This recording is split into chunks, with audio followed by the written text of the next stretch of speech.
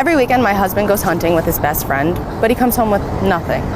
So I start to get a little suspicious, and I decide to take his crossbow, the arrows that go with it, and hide them under his seat to see if he calls me and says, "Hey babe, where'd you put them? Did you touch them? Did I leave them home?"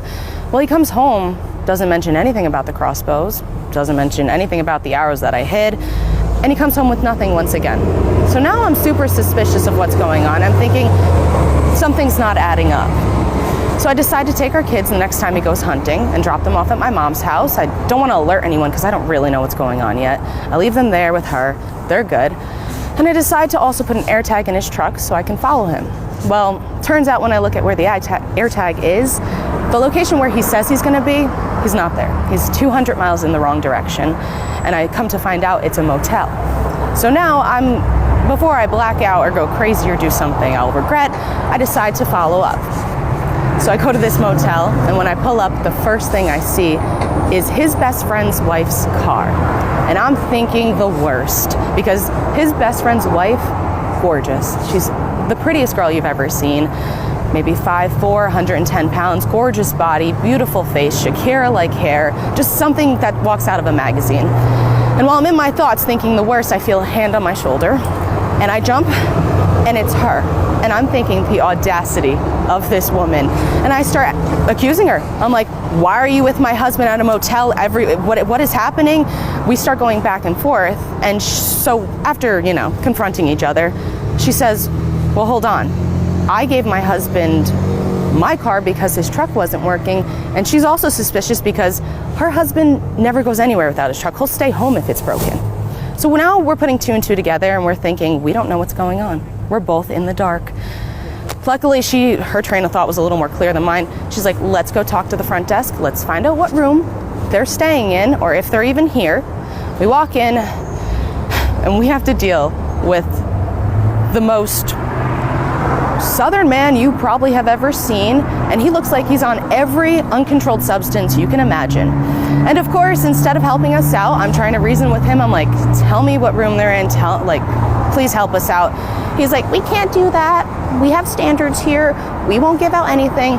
Finally, Trisha, his best friend's wife, is like, "I'll give you $100 if you tell us what room they're in right now."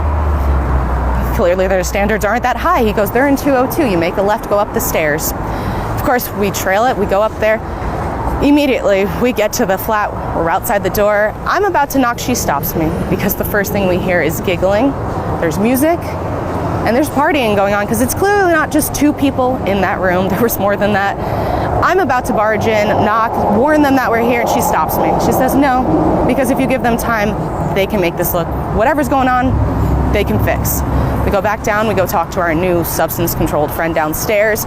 But this time, he's not going to give us the key. He says, "No, I can't do that," refuses, makes us leave. Of course, we walk out, we wait about 5 minutes, and then she realizes that he leaves the front desk.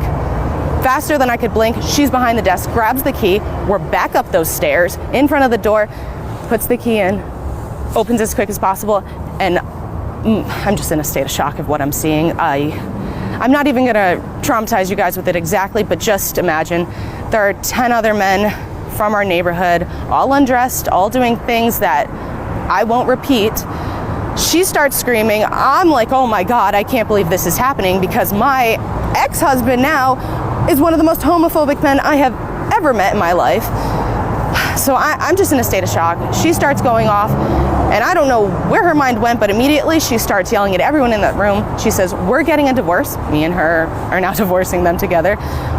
We are taking the kids, we're taking the house, we want alimony, we want everything if you want us to stay silent. And I mean, we had the power in that moment. I didn't even realize it. They agree to this. They're like, "Fine, we'll give you everything if you stay quiet about this." So we do. Not a problem. Our divorces go through. We're finalized. We keep everything, which is the least they could do after that scene. So 2 years later, before that, I'm just broken after this. I decide I'm going to go to church because I don't know where else to put my faith. Everything I thought, the future I thought I had with this man, just gone in a blink of an eye. I go to church. The pastor gets me to open up to him. He's like, "Look, God puts things in people's path all the time. He works in mysterious ways, and sometimes it's just to test you." So, through church, I was able to heal. I actually ended up meeting someone. It's great. I am thankful for that part of it.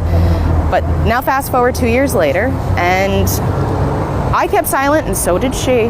But someone else in that group, another man who was there that night, their wife hired a private investigator, and everything that happened in that love ring came out. All of it. And I still got to keep everything, which is, we love that for us. But it was a long, long journey. And honestly, you know, I do. God works in mysterious ways. He really does. But to anyone out there, you know, if someone is super homophobic, maybe just be a little more than suspicious.